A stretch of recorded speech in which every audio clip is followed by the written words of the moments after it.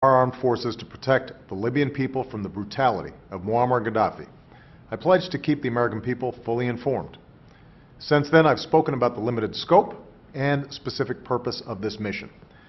Today, I can report that thanks to the brave men and women in uniform, we've made important progress. As Commander-in-Chief, I face no greater decision than sending our military men and women into harm's way.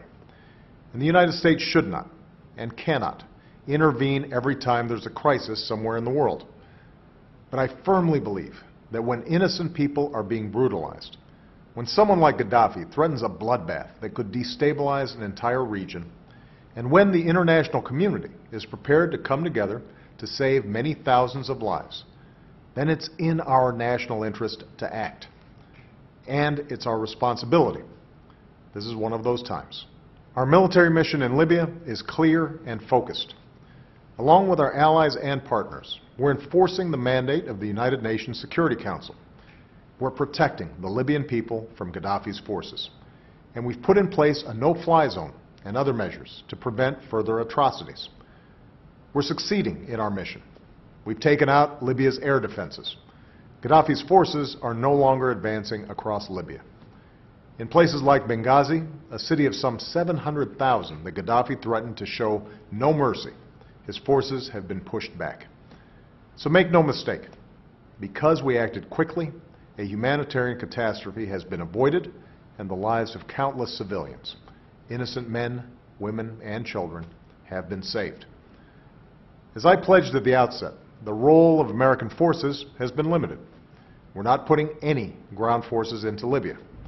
Our military has provided unique capabilities at the beginning, but this is now a broad international effort. Our allies and partners are enforcing the no-fly zone over Libya and the arms embargo at sea. Key Arab partners like Qatar and the United Arab Emirates have committed aircraft.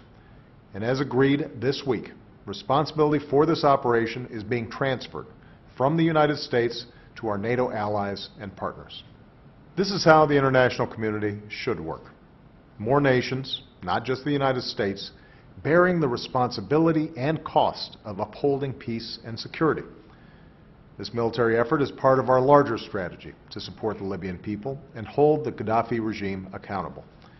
Together with the international community, we're delivering urgent humanitarian assistance. We're offering support to the Libyan opposition. We've frozen tens of billions of dollars of Gaddafi's assets that can help meet the needs and aspirations of the Libyan people. And every day, the pressure on Gaddafi and his regime is increasing.